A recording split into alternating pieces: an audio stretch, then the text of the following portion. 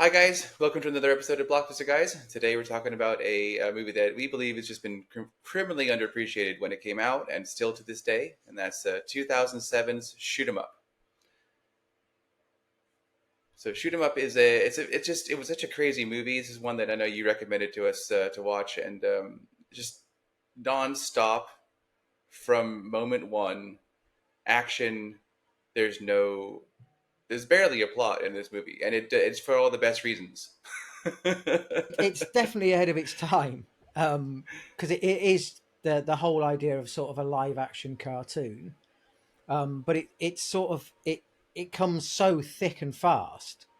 I mean, I read somewhere a while back that apparently they used 15 gallons of fake blood on the movie, I and can see, I can see that. I and can they see actually that. had a separate budget just for squibs. They put them all to use. And it's Exactly. the flimsiest of plots, hanging it together to do with a baby. And you get sort of like the archetype characters, the sort of he's almost like an anti James Bond style figure, in the fact that he's got all the hallmarks of Bond. And I think because was it 2007 it was made, and Yeah, in 2006 was Casino Royale. I believe so. And Yeah. when Daniel Craig was sort of rumored to be playing Bond, when it was first sort of announced that they were looking for a new person, Clive Yeah. Owen was one of the names in the mix. And Oh I yeah, I think remember that. Yeah. there's even a joke right at the beginning, because the first gun that Clive Owen picks up is the Walther PPK, and then when he goes to Mhm. fire it, jams on him. What a piece of crap.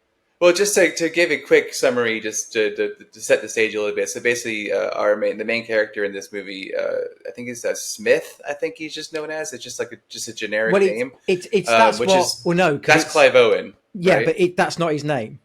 No, but that's what they refer to him as, No, I it's believe, what right? Monica Bellucci calls him, Smith, Oh yeah, right, and right, then right, says in the right. film, "I don't know his real name." Trust you. I don't even know your real name. Who are you, really, Smith? I'm a British nanny, and I'm dangerous. Right. But basically, he was sitting alone at a bus stop. Stuff happens. He jumps in to save the day, and then the rest of the movie is him trying to save this baby. You've got Monica Bellucci's characters involved to help him, and then you've got a just hilariously acted um, uh, enemy character, Hertz, Paul Giamatti. I mean, just what a masterclass in being a hammy villain Yeah, just he gives. eating the scenery. Every scene, in the best possible way. I mean, my favorite kind of movies when it's these kind of movies is when the actors understand the movie that they're in and they play that to the highest level that they can. It's like Paul Giamatti realized that this is a action flick with very little plot, just very little character exposition, character growth.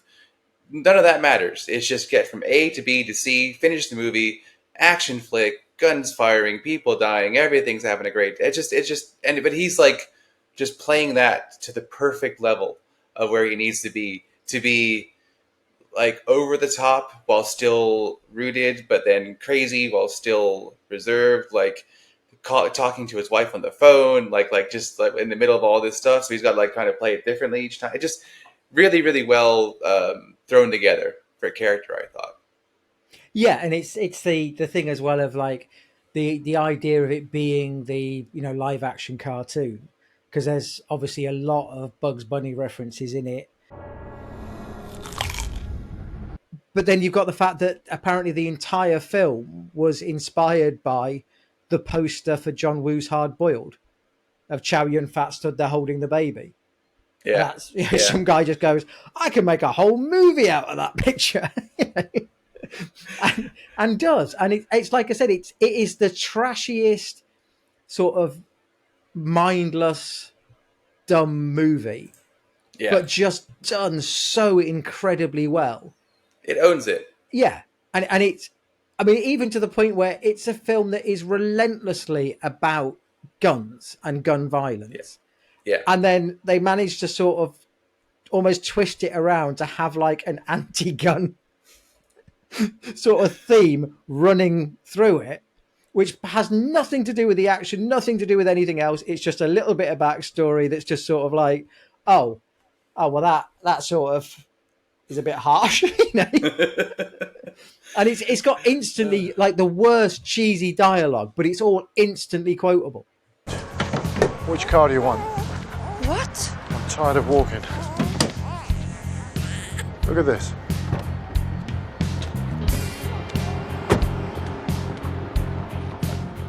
You want to know the difference between this luxury car and a porcupine? I give up. With a car that pricks her on the inside.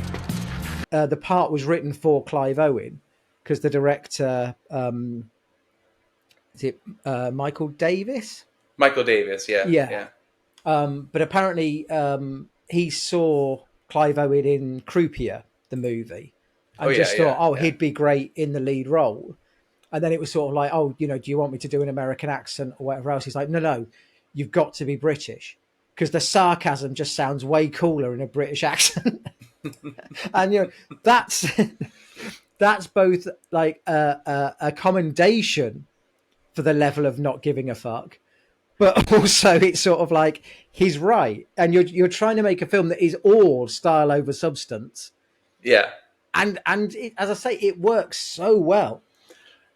I remember around the same time, I'd have to look around the dates and stuff, but I think Crank came out around then. Yeah. That was the Jason Statham one. And that one was so big as far as like making money that they made two of them. Yeah. And this movie is what that movie wanted to be. Oh God, yeah. Like in a lot of ways. And like a number of films since. I mean, you watched that. Yeah. Was it the Daniel Radcliffe one, Guns Akimbo or something? The one where he had the guns, the ones on his hand, like stapled into his arms or his hand or something. Yeah. And they're all desperately trying to replicate what this film gets right from the start. Well, the closest that we get is John Wick these days, in a way. That has more of a plot to it. Yeah, John Wick is a straight shoot 'em up. Contoured grips, flared magwell for easier reloads, and I know you'll appreciate the custom porting. What's next? But I mean, even the beginning where, he's just sat at the bus stop, you get the woman walk past who's clearly pregnant, the guy crashes the car and he walks past, and you just see him like stood in the alleyway, pulls the gun out. Obviously, Clive Owen stands up, swears, and then follows. And from that moment, starts. You get, is it Territorial Pissings by Nirvana kicks in. And it's just like, you immediately into the first gunfight. And it's a gunfight that technically doesn't stop until the end credits. It gets more and more crazy. And then, even sort of right at the sort of end third act, where you've got, a certain reveal, and you've got a bodyguard, and you go, that's Jay Riso, it's Christian. And he's in it for like 2 shots, and one of those is at the back of his head, but it's still awesome. I don't know who he knew that was working on the movie, but he clearly knew somebody. I did like I like just to set the scene, I like the way they did the intro with the New Line logo. Yeah. The way that they shot out the holes. I thought that just set the scene. Exactly. You know what you're getting into right straight away. Straight away. There's a lot of sort of, funny jokes and references from the beginning that sort of, again, they give nothing away, but there's a great one with the neon sign. There's one with the, the classic. There's been like 1,000 whatever days since we've had an accident. The safety inspection thing, so you've got all those kind of things going on, lots of sort of background references and so on. But it's just, as I say, it's just so well done. And you're watching it going, Clive Owen really should have been Bond. Because his delivery, his intonation, and he can handle the action scenes perfectly. Yeah. And you're going... A sequel to this would have been a lot of good. Yeah, that's the thing. You're going, as he wasn't Bond, there should have been at least a trilogy of shoot-'em-up movies, and instead we got gypped. Yeah, because no one went to see it. They didn't understand it. Yeah. Maybe. I I did like that. So just to give the one quote from Paul Giamatti, which I think is just like classic for this movie. When you get to that point, with his "My God, do we really suck, or is this guy really that good?" Yep. And he's like, "Wait, I need men. I need more men. I need all the men." Literally, like it's just nonstop flood of henchmen. And if you looking at the cast, like you got a man who rides shotgun, killer shot in behind, diner hood with earring. Like these guys don't even have names. They don't even have like descriptive. They're just like the guy in the corner, he gets shot. This guy over here, he gets shot. Like it's just funny how there's there's so many of them. It's just like henchmen through 4 through 7. You're going to go to scene 5. Henchmen 12 through 14. You got to be over here in the bathroom scene. We're gonna have you guys over in the mechanics area. He's gonna slide under the car for like 50 fucking But, I mean, that's the thing. But it's it is completely unrealistic. Yeah, And it plays with gravity. It plays with reality. Implausible, improbable, complete and utter nonsense. But the style and the sort of even the shot composition, everything about it is of such a high level that none of that matters. If you can suspend disbelief for a second, it's like the whole Superman. You'll believe a man can fly. It's like you'll believe a man can shoot hundreds of henchmen. Yeah. Without getting shot once. Yeah. And sometimes not even with the use of his fingers. Yeah, exactly. And then obviously you've got there's the traps, and then you got the bit with Monica Bellucci where they're having a good time. Yeah. And there's all the shooting. The shooting never stops in this movie, and it's just it's gun fu, but crazy. with a CK on the end. Yeah, yeah. I mean, I imagine you could use the premise for this and then take away most of the more like the gun violence and actually make a good Bugs Bunny cartoon out of it. Yeah, like just the high beats with the he's protecting someone from Elmer Fudd or whatever, and then you do the high beats of it. Take away all the the stuff that won't go into a cartoon. But you can make a 20-second short cartoon based upon this kind of idea where he just beats up Elmer Fudd for 20 seconds. But yeah, it was a lot of fun.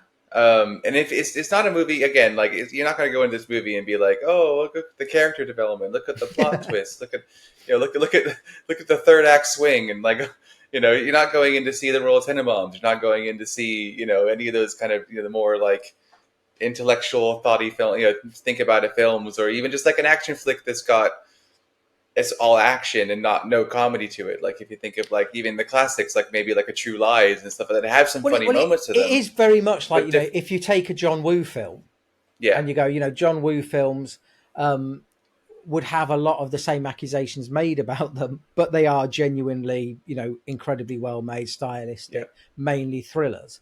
But if you take a gun scene out of a John Woo film and go, what if we took that sort of 4.5 minutes and stretched it to feature length?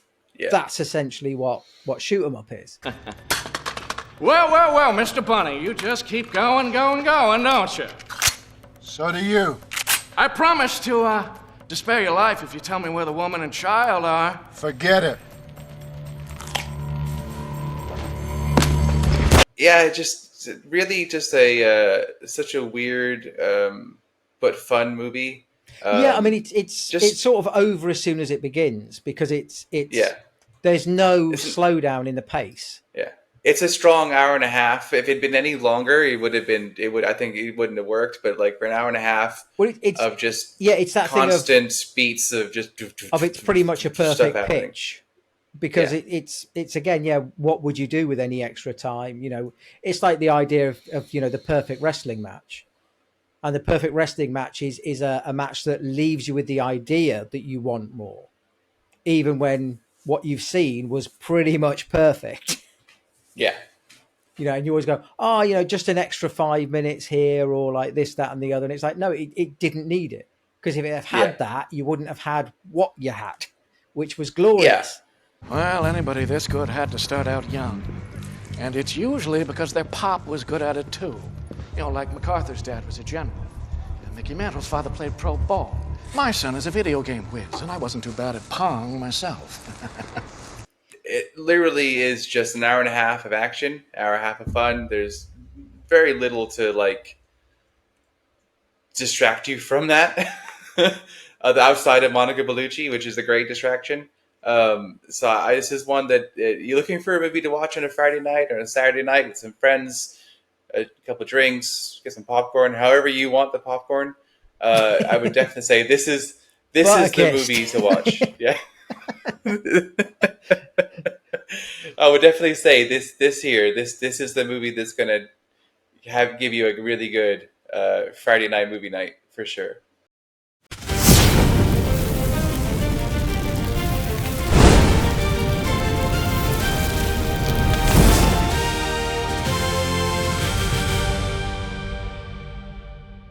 I'm going to start again because this was kind of a shit start.